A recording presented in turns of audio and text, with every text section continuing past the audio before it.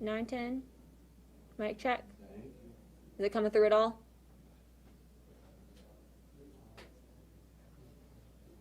Sorry, keep talking. Mic check. 1, 2, 3, 4. Mic check. 1, 2. Clap in front of it. Nothing? No. Now you have me on somebody's live feed just like clapping into the mic. No.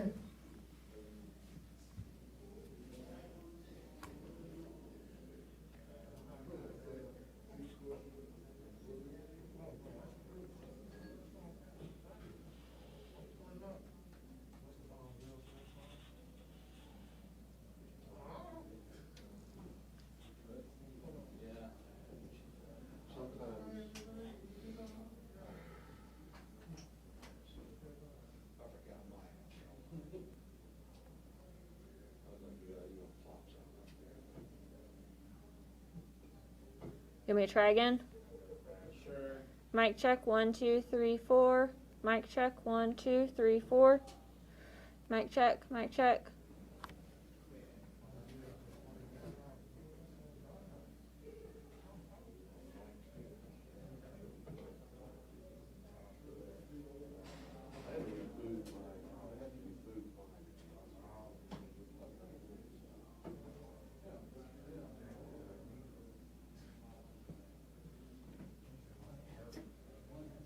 We're still having trouble with some audio, Chris. He might have to stick a lavalier up here or something because it's not.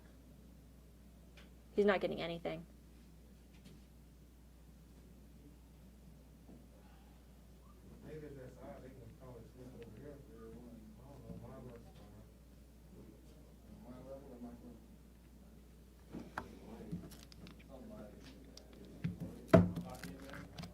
Mic check. 1, 2, 3, 4. Mic check. 1, 2, 3, 4. Can you try the other one? I've tried to.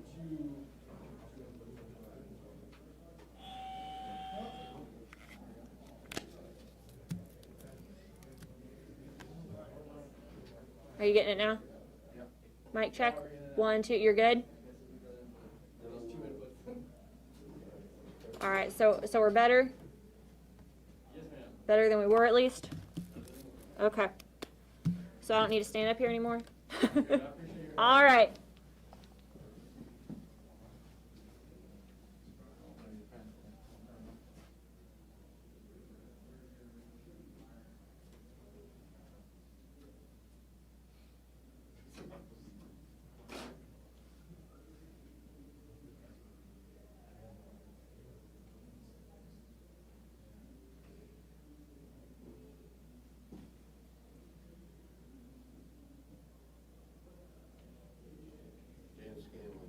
Sir. 2021 Toyota HRG. It's cute, it's fun, it's a Corolla underneath, but what happened to the Mazda? It ran 250 degrees under the hood when I parked it. They're gonna do that in the warmth. I can't have a car that does that. My wife has not had a problem in 4 years with her Mazda. She didn't have any problems with the previous one, period. All that plastic under there with that heat. I've not seen a recall or issue on it at all, and I get all of the blogs. It's a nice car. And it's the best at what it does as far as handling, acceleration, comfort, equipment level. Toyota's fine, I think it's a little strange looking, that one. Yeah. Lots of angles and not an exact. My 18-year-old daughter likes it. Well, then, that's all, it's her car, so what the hell? Gotta have that 8-inch screen on it. Well, everything's gonna have to, you're gonna need, and it's safer, if she Android Autos or whatever, her phone in, and she's got everything voice command, and doesn't have to touch this, she's got plugged in and hidden, then I think it's got like 10 airbags. most will these days. You got them here, you got them here, you got them here, you got them there. You might even have some on the side of the seat. The safety is leaving this Yeah, that's her. charged up and hidden, and Bluetooth or whatever.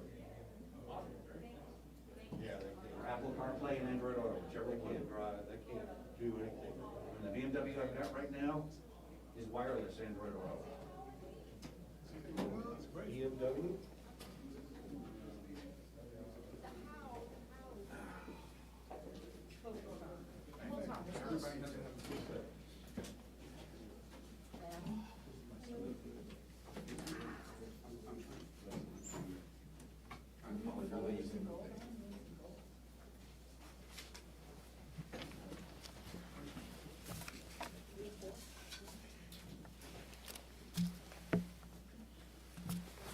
Good.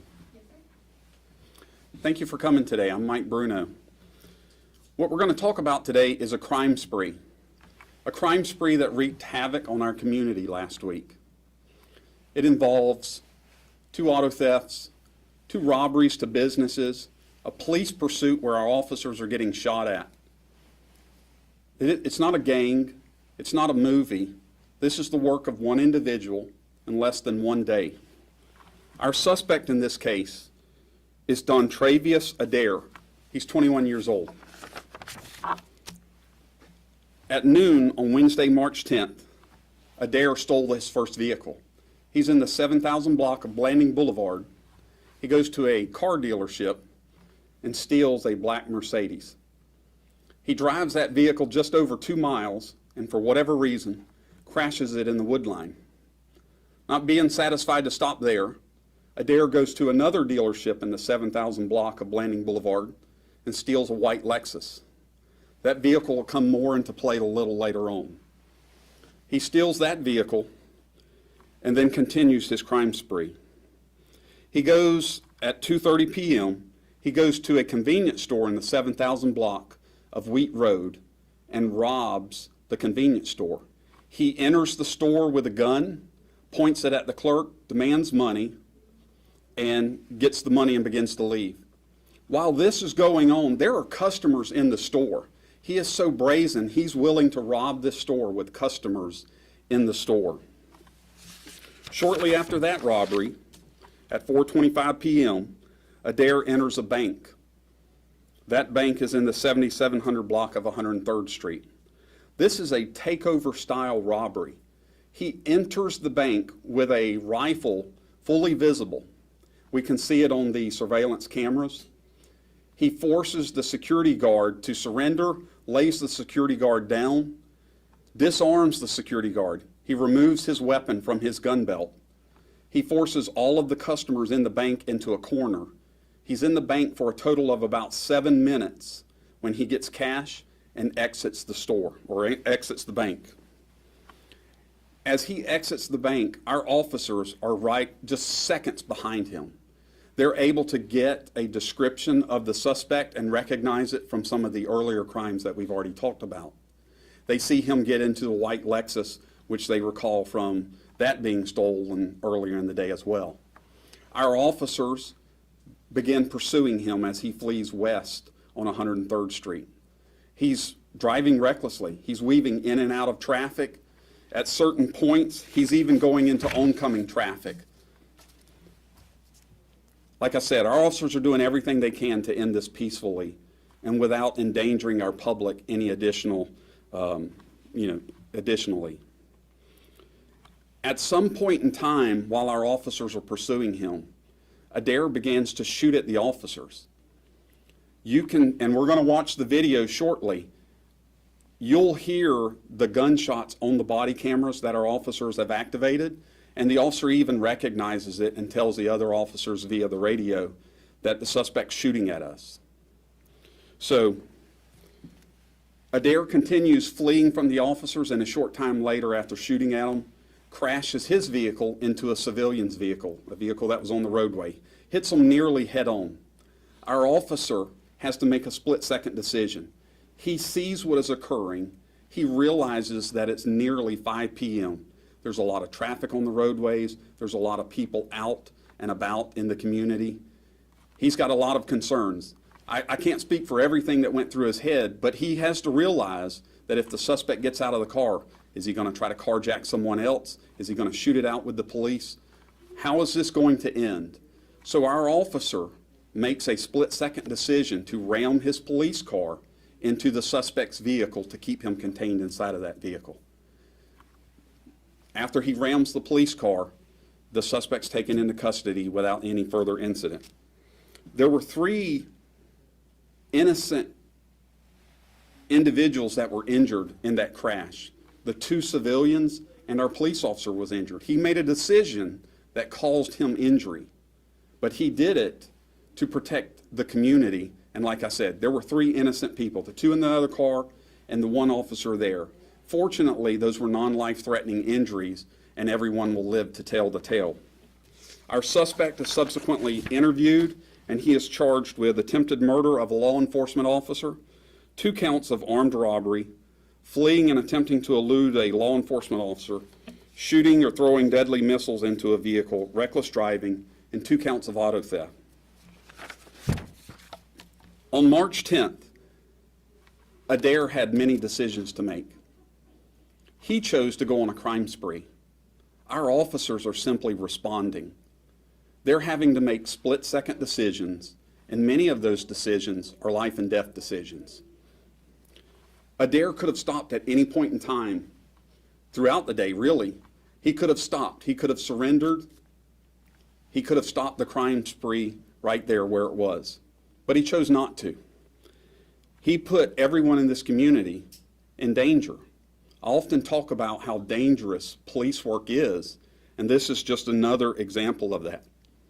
Last week, in 2 separate instances, including this one, we had JSO officers that were shot at by suspects. In South Florida last week, we lost a law enforcement officer that made the ultimate sacrifice because he chose to put his vehicle in harm's way. That cost him his life. As we look at the video, I want you to remember that day in and day out, these officers put it on the line to protect this community. With that, we'll go to the video.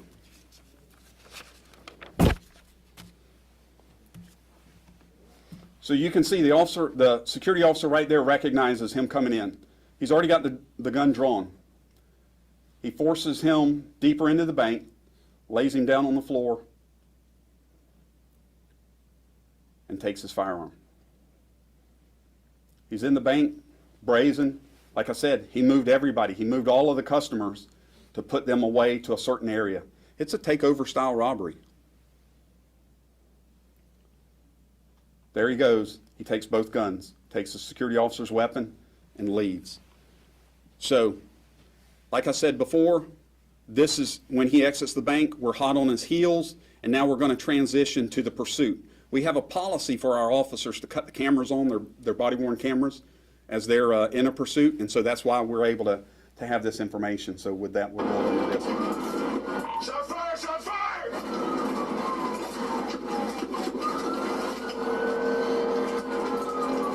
Still going westbound! Hit him! Signal 4!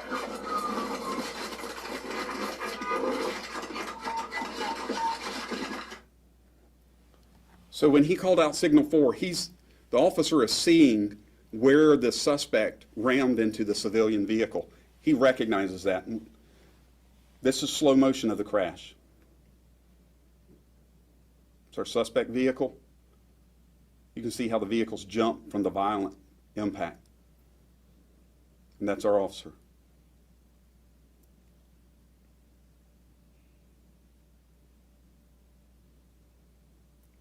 That's the suspect at the scene. As you can see, like I said, no additional incident or no additional injuries. And that's the vehicles.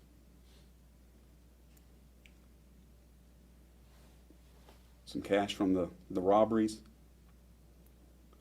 That's where they placed his firearm as they were securing him to get it away from his reach. So, and some information if anyone has any additional information for these cases. With that, I'll take any questions. Where was this accident, or where was the takedown? This was on 103rd Street. Whereabouts? It should be in the report, the specific 100 block for where he was taken into custody.